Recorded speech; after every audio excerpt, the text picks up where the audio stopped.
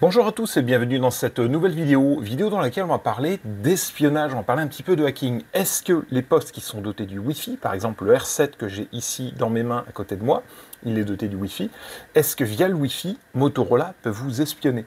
La question, c'est pas une question de complotiste, elle est parfaitement sensée et je vais vous montrer une petite démo après, faite avec Wireshark et une capture de paquet, qui appuie mes propos et qui pose la question de savoir s'il y a un espionnage ou pas via la fonctionnalité Wi-Fi qui est incluse dans les postes DMR, les postes depuis pas mal d'années, mais surtout les postes de dernière génération.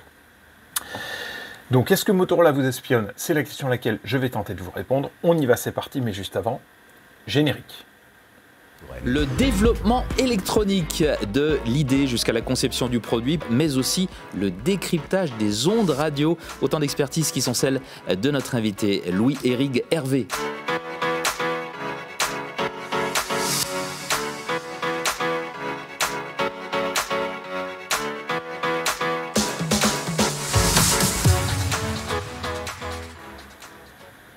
Commençons d'abord, les terminaux, actuellement, ils ont une fonctionnalité Wi-Fi qui a été intégrée.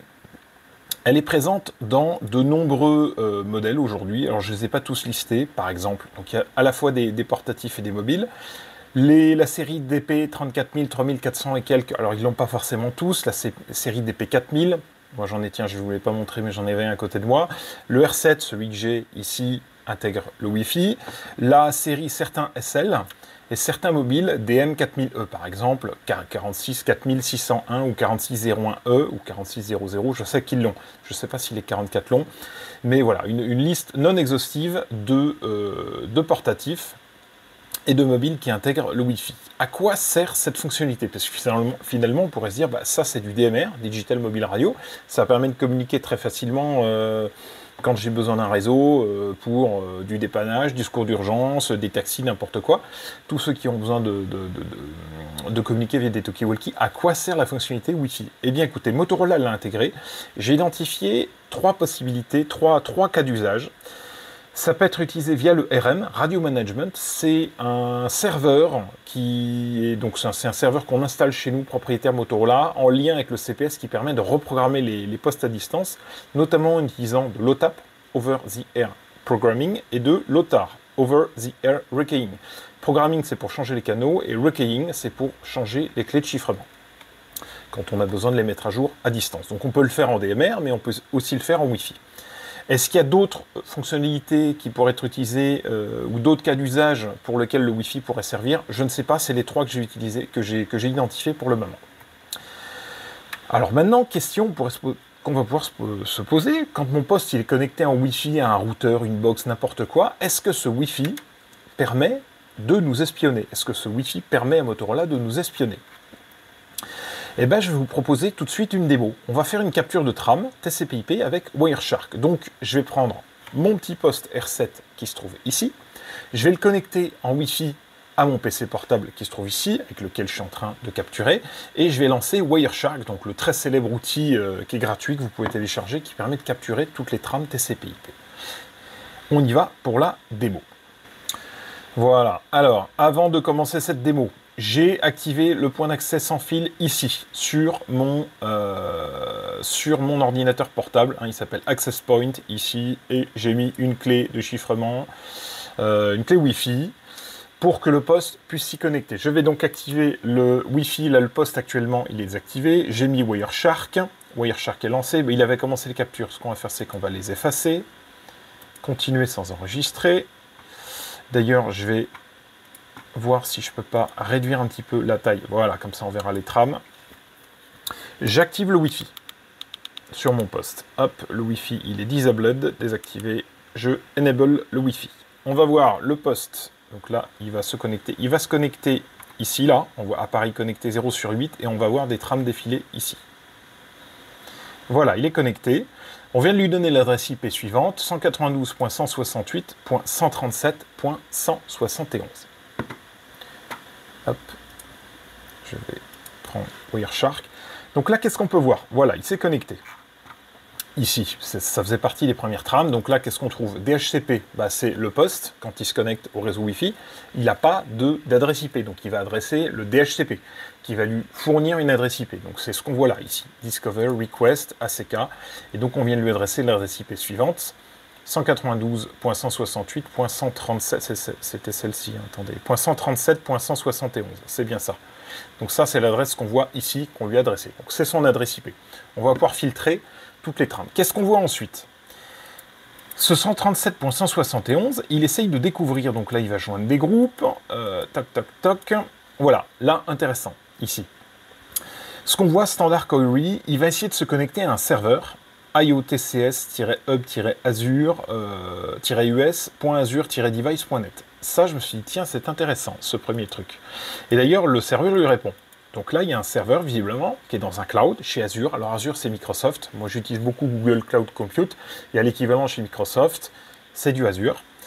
Et il y a également un deuxième serveur, pool.ntp.org. Donc il contacte ces deux serveurs. Donc il contacte via le service DNS. Le service DNS, c'est quoi? C'est quand on ne connaît pas l'adresse IP du site ou du serveur, on va utiliser un nom de domaine. Quand vous êtes sur Google, google.fr, google.com, vous ne connaissez pas l'adresse IP, donc vous vous adressez à un DNS en disant « Je veux l'adresse IP de Google » et le DNS vous renvoie l'adresse IP du serveur.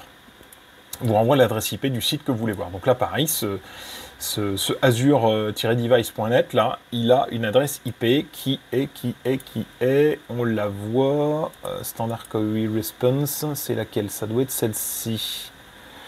On le voit de toute façon s'y connecter. Le client Hello, voilà. 40.79.156.131. Donc c'est celle-ci. Hop, à cet endroit-là. Normalement, qu'il a récupéré la réponse. Donc là, on voit très clairement que le poste à l'allumage, il a récupéré son adresse IP sur le réseau local. Tout de suite, il va contacter un serveur, ici. On va le googliser après celui-là. hub-azure.device.net, là. On le voit très bien là. Ici, on voit très bien il est où? Donc l'adresse IP, mince, zut.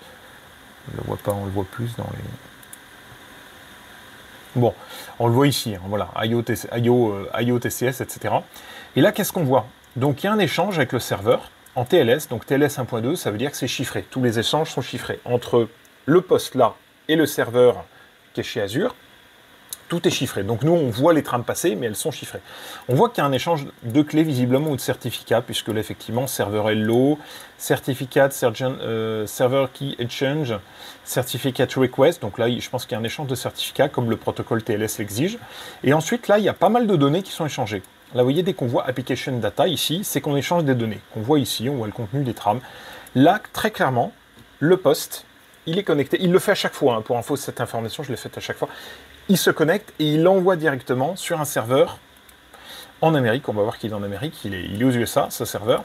Il envoie des données. Ici, tout ça, c'est des données. Donc là, on ne sait pas ce que c'est. On va d'ailleurs faire un filtrage sur le poste. J'avais dit que c'était combien? C'était 137.171. Je vais filtrer uniquement les paquets qui nous concernent. .137.171. J'applique un filtre. Donc là, je filtre toutes les trames réseau qui pourraient être envoyées par le PC qui sert de routeur. Et là, on ne voit plus que les trames qui sont échangées avec le poste, entre le poste radio et le PC qui se trouve ici. Donc on voit au début de la connexion, il y a tout un tas de choses.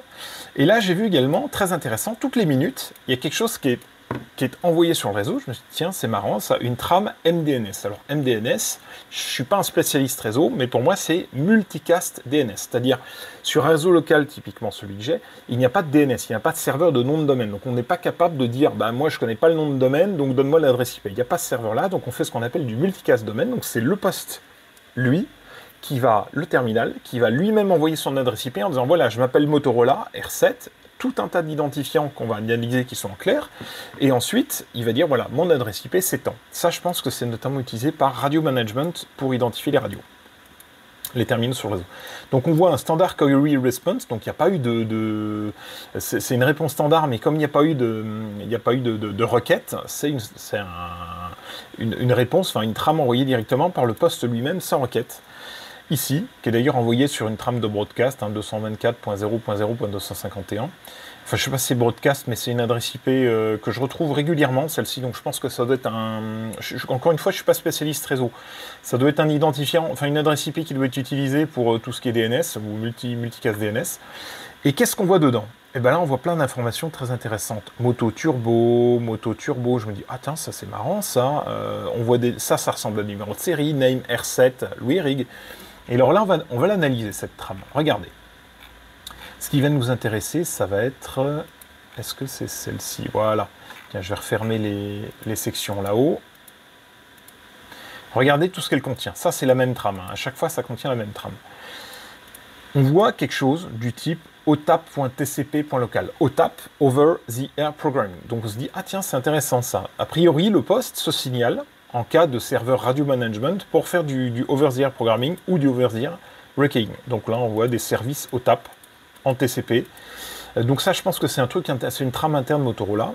Et très intéressant, qu'est-ce qu'il balance? En clair, bah voilà, il balance tout ça, le poste. Regardez.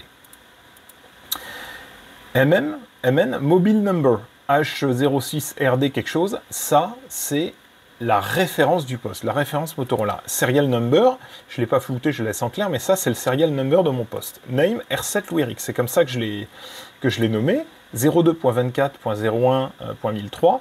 Et regardez ces données, quand on les analyse, cette fois-ci, on va les mettre en parallèle avec mon code plug qui est programmé ici. Hop, on va juste réduire la taille comme ça. Hop. Et on va analyser le contenu des trames. Là, qu'est-ce qu'on voit? On voit ici H06RDN quelque chose, et ben c'est celui-là. HD06RDN. Donc c'est le numéro de modèle. Ensuite, le serial number 865EZE, et ben comme par hasard, 865EZE, c'est celui-là. Name R7 Louis Rig, ben c'est celui que j'ai noté ici dans les paramètres généraux. S'il va bien s'ouvrir. Voilà, moi je l'ai appelé R7 Louis Rig. Et on voit qu'il envoie tout ça en clair sur le réseau. Firmware version 02.24.01.1003. Firmware, voilà, c'est celle-ci, 02.24.01.1003, on trouve la même. Le firmware type, ça doit être, je pense, un hash ou une signature du firmware spécifique ou un CRC. CPS version, c'est la version du CPS avec lequel je l'ai programmé, 24.21.04, ça tombe bien, puisque quand on regarde ici... Ah non, c'est pas celle-ci. CPS version 24.21.04, je ne sais pas ce que c'est ça, non, c'est pas la même. Ça doit être version du code plug, 24.21.04. Ah oui, CP, code plug version. Et on transmet tout ça via Wi-Fi. Et donc, moi, j'étais assez impressionné de me dire, tiens, c'est marrant parce que si on a un espion qui arrive à choper ce qui se passe sur le réseau, eh ben, il va pouvoir voir, collecter des données en local sur tous les postes. Et on voit qu'à peu près toutes les minutes, ce poste, il envoie une trame. Et en même temps, donc toutes les minutes, il y a ce mobile, ce multicast DNS, donc cette trame où le poste se signale, le terminal envoie régulièrement, il dit bah moi je suis là, service OTAP activé, donc Over the Air Programming, mon numéro de série c'est ça, mon nom c'est ça, etc. Et ce qu'on voit en même temps, c'est que le serveur situé aux USA, là, qui a cette adresse 40.79.156.131, bah, régulièrement, il y a des échanges de données, des petites trames là. Donc c'est des petites datas, hein, tout ça là, tout ce qu'on voit ici. Tout ça, et un ACK, Acknowledge, qui est envoyé. Et régulièrement, j'ai calculé à peu près toutes les 4 minutes, en gros, on voit ce système qui est envoyé. Donc, quand il se connecte à ce client, à ce serveur-là, il envoie au début, bon, il y a un on-check pour avoir les clés de chiffrement et les certificats. Il envoie pas mal de données, application data au début pour se signaler. Et ensuite, toutes les 4 minutes à peu près, il va envoyer ce truc-là. Il va envoyer quelque chose en disant, bah voilà, je suis là, je me signale, d'ailleurs, on voit, est-ce que c'est pas le source? Oui, c'est ça, c'est le poste qui l'envoie régulièrement. Donc il y a un échange entre les deux, donc il y a clairement une collecte de données qui est faite sur un serveur aux États-Unis, puisqu'on va regarder 40.79.156.31, 40.79.156.31, 40.79, non, je sais plus. Regardez ce serveur, où est-ce qu'il est localisé? 40.79.156.131. Si on regarde où est-ce qu'il se trouve, On voit qu'il se trouve, c'est du Microsoft Azure, c'est ce que je vous disais. Il est en Virginie, aux USA. Pas très loin de Washington. Voilà, quand on le localise. On peut également le localiser sur une autre... donc j'ai utilisé un autre service, là. Vous pouvez regarder, vous faites localiser une adresse IP. Où est-ce qu'il se trouve? Eh bien, il se trouve là, sur la côte est des États-Unis, ici. Donc, on voit très clairement qu'il y a une collecte de données qui est faite par le poste. On va voir après, par la suite, que ce sont des données de journalisation, mais très clairement, là, mon poste, il est connecté à un réseau Wi-Fi. Ce réseau Wi-Fi est accessible, est connecté à Internet via mon ordinateur et via ma box. Et donc, très clairement, le poste, là, il envoie des données toutes les 3-4 minutes à un serveur localisé aux USA. Ça, vous pouvez le reproduire chez vous. Il vous suffit de faire exactement la même manip. Vous voyez, on voit qu'à nouveau, là, il y a eu des échanges. Tiens, d'ailleurs, on attend encore le standard query. Ah oui, non, ça, c'est le multicast DNS. Et voilà, toutes les 4 minutes, je vais pas laisser tourner trop longtemps pour pas que la vidéo dure trop longtemps, mais ce qu'on voit, c'est qu'à peu près toutes les 4 minutes environ, il y a ces données de journalisation qui sont envoyées, ces fameuses trames, là, ces petites trames data. Je ne sais pas ce qu'elles contiennent puisqu'elles sont chiffrées. Ça pourrait être intéressant d'aller voir directement là-dedans, d'attaquer le poste, peut-être via le bootloader, via le JTAG ou je ne sais quoi. Aller creuser le système Linux, je crois que c'est Linux qui est là-dedans, pour voir un petit peu ce qu'il envoie. Mais en tout cas, voilà, il y a bel et bien une collecte de données, et c'est ce que je voulais vous mettre en lumière avec cette vidéo. Voilà, j'arrête la démo là, puisque sinon ça va être trop long, et je veux pas que sa vidéo dure trop longtemps. Voilà, j'espère que du coup cette vidéo de capture de tram avec TCP vous a plu, cette capture de tram Wi-Fi en TCP/IP avec Wireshark vous a plu. Ce qu'on a observé rapidement, on peut dire du coup que quand le poste se connecte, il va être connecté à 2 serveurs. Le premier IO TCS-hub-us.azure-device.net, donc un serveur qui est localisé en Virginie, sur la côte est des États-Unis. Il se connecte également à pool.ntp.org. Alors ça, si je ne me trompe pas, ça doit être un serveur de temps. Et on voit qu'il échange très régulièrement des trams. Donc au début, à la connexion, il y a des échanges avec ce serveur-là, et ensuite réguliers, environ toutes les 4 minutes. Et on voit un deuxième type de tram qui passe régulièrement. Un envoi en clair de tram MDNS, Multicast DNS, Domain Name Server. Ça envoie en clair l'identifiant de la radio, l'alias de la radio, donc le fameux R7 Louis Rig, le numéro de série, version firmware, différentes signatures liées au firmware. Et ça, c'est des échanges réguliers toutes les 1 minute que n'importe qui peut capter normalement sur le réseau, puisque normalement, ces trams Multicast DNS, elles sont distribuées à tout le monde, à tous les éléments du réseau. Donc normalement, elles passent tous les routeurs, sauf s'il y a des règles de pare-feu spécifiques. Mais normalement, c'est envoyé sur tout le réseau local. Alors maintenant, vous allez me dire, bon super, tu viens de nous prouver que ça collecte bien des données sur nous. On ne connaît pas la nature des données collectées, on sait juste que ça collecte des données régulièrement, des données de journalisation. Est-ce qu'on peut désactiver cette collecte de données? La réponse est oui. Tout à fait. Quand vous allez dans votre CPS, ici, vous allez dans l'onglet Réseau, et tout en bas, il y a la partie Journal déporté, ici, Connexion IoT à distance. Vous décochez. Par défaut, c'est activé. Donc, par défaut, si vous connectez un réseau Wi-Fi, le serveur, le poste va signaler, va se connecter à ce serveur aux USA et va se signaler. Donc n'hésitez pas à aller la déconnecter, la décocher pour ne pas qu'il y ait de collecte sur vous et pour limiter du coup d'éventuelles données qui transiteraient sur le réseau, sur Internet, sur votre réseau, relatif notamment à votre infrastructure PMR qui peut être sensible en fonction de votre activité. Nous arrivons maintenant à la conclusion. Par rapport à ce que je disais au début, Motorola collecte bien des données dites de journalisation sur un serveur américain, localisé en Virginie aux USA. Je n'ai pas d'informations sur le type de données, pourquoi est-ce qu'ils le font, à quoi ça sert derrière. Donc ça, il faudrait peut-être les interroger, ça vaudrait le coup. Moi, la question que je me suis posée, c'est est-ce qu'ils ont les moyens de récupérer d'autres données, par exemple les canaux qu'on a là-dedans, les fréquences, les clés de chiffrement. Est-ce qu'ils ont moyen de les décoder, de les lire, voire de modifier le poste à distance? Question très intéressante, je n'ai pas la réponse, clairement. Hein, je n'ai pas la réponse, donc je ne vais pas sombrer dans le complotisme.